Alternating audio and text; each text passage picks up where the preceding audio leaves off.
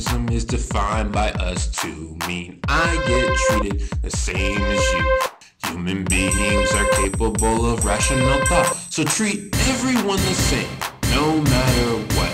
Say you had a student, his name was Timmy. Say you had another student, his name was Jimmy. Both Timmy and Jimmy got a 78. That ain't too bad, but it ain't too great. Now you want to give these students a B. Kind of hard to do, since they earned a C. You sit each down so that you can see why their grades are lower than they should be. Life got hard, Is what Jimmy said. If I tried any harder, I would be dead. Video games took up Timmy's time. I figured relaxing a bit wouldn't be a crime. Now, as the professor, you decide Jimmy is approved while Timmy is denied. Now, looking at this from an overall frame, were Jimmy and Timmy treated the same?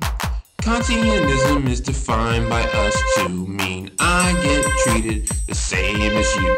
Human beings are capable of rational thought, so treat everyone the same, no matter what. Now, if you look on the surface, it's pretty clear that Kantianism does not exist here. Two students were treated very differently. One got a better grade when they both earned a C, but what if the sentence is written a different way? Then would Kantianism view it as okay? Each student was given the grade based on the answer to the professor that they gave. Had Jimmy gave Timmy's excuse, his grade would have received the same abuse. The professor is giving each student a chance, but for some reason, people still show me resistance. This isn't Katianism. They explain to myself, Because there's still a condition on the shelf. If you exploit someone because of a condition your method doesn't meet Kant's definition. Kantianism is defined by us to mean I get treated the same as you. Human beings are capable of rational thought, so treat everyone the same, no matter what. I sat and thought about what people meant, but to me, it still didn't make much sense. Giving a condition doesn't necessarily mean you're treating people differently. Why didn't the professor give all of his students A's? Well, because some of them earned lower grades. Why didn't he give Sally down the street a pass? Well, Sally down the street isn't even in his class. What about Wayne? That guy's pretty cool. Wayne doesn't even go to the same school. And Lee, a good grade would make him less sadder. Lee lives in Hong Kong. It wouldn't even matter. All these are conditions given to why the professor grades well, but they defy the definition of Kant that's in remission. You can't treat people the same if there's a condition. Kantianism is defined by us to mean I get treated the same as you. Human beings are capable of rational thought, so treat everyone the same, no matter what. They had different reasons. That's a condition.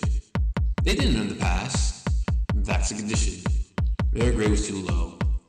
That's a condition. They're not in the class. That's a condition. They don't want it. That's a condition. I don't know them. That's a condition. It doesn't matter to their lives. That's a condition. They don't need it. That's a condition.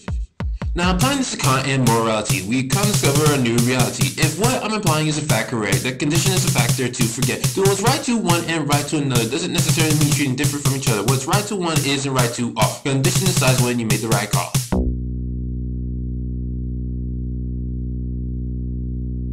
From this observation, I can conclude one of three things.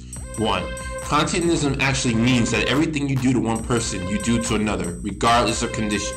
If this is true, then Kantianism is virtually impossible because humans have reasons to treat everyone differently based on those conditions.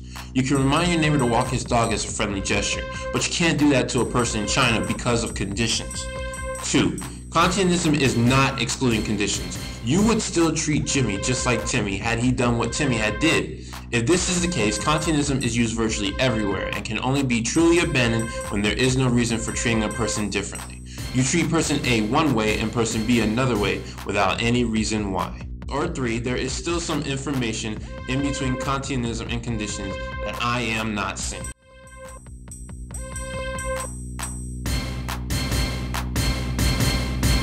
Kantianism is defined by us too.